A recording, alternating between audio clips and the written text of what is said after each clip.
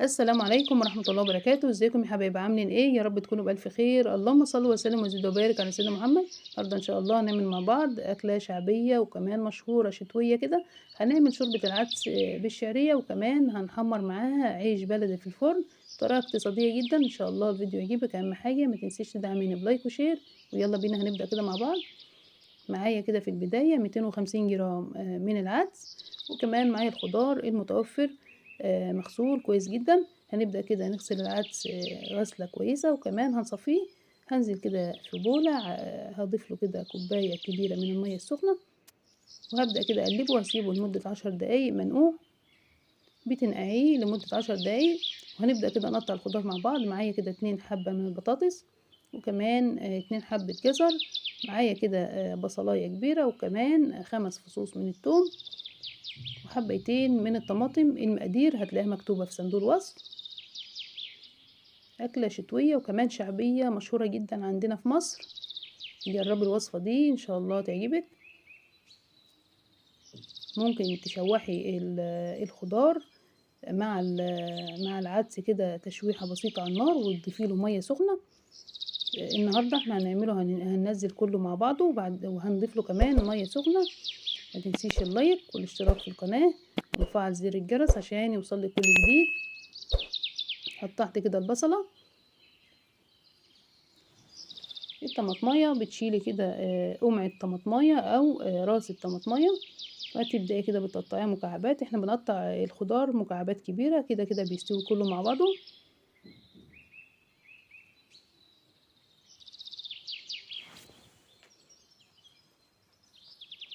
كده الخضار جاهز معايا. هصفي كده العدس، وهنبدأ كده نجيب حلة. هنضيف كده طبعا متصفي كويس جدا من ميته، نزلت كده بيه، وهنزل عليه بالخضار، وكمان مجهزة مية سخنة.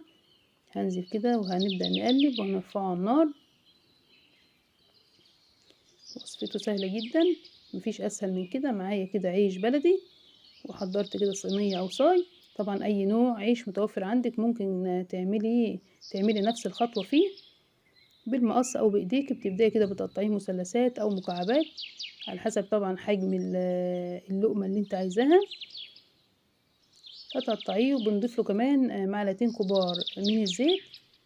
الزيت اسعاره غالية جدا، فعشان نحمره كده في زيت غزير على النار طبعا بيهدر معانا زيت، وكمان خطوة مش صحية. الخطوة دي صحية جدا. بكون مسخنة الفرن بتاعي قبلها كده ب10 دقايق. بتدخلي الصاج بتقلبيه كل دقيقتين، بيطلع معاكي العيش مقرمش وجميل جدا. تعملي منه فتة لشوربة العدس، او كمان بتغمسيه. كده جاهز معايا. هضيف له كده معلقتين من الزيت، وهقلبه كويس جدا. جربي وصفة العيش في الفرن، سهلة جدا. بيطلع معاكي مقرمش، وكمان جميل جدا.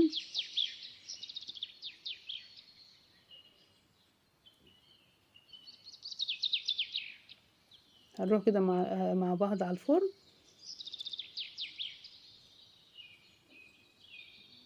دخلته كده في الفرن، وكمان نقلته كده في صاج كبير شوية، وهبدأ كده كل دقيقتين وهدخله الفرن تاني.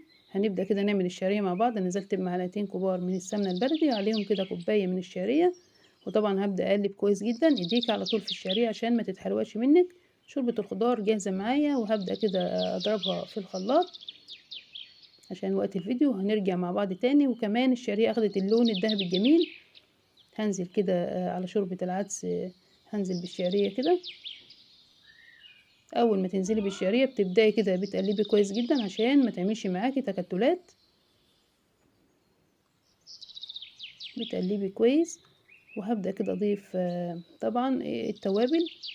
توابل العدس معروفه معاكي كده، فلفل اسود اهم حاجه، والكمون. بعد كده بتضيفي طبعا معلقه صغيره خالص من الكركم، تدي لون جميل جدا لشوربه العدس. معاكي كده كمون وكزبره وكمان ملح، معلقه كده من البابريكا. وبتبداي كده بتقلبيهم. طبعا ممكن تستغني عن اي نوع من التوابل او البهارات المضافة. قلبتهم كويس كده، هرفعهم كده على النار. وكمان العيش جاهز معايا، لونه جميل جدا، مش متحروق مني لان انا كل دقيقتين كنت بقلبه.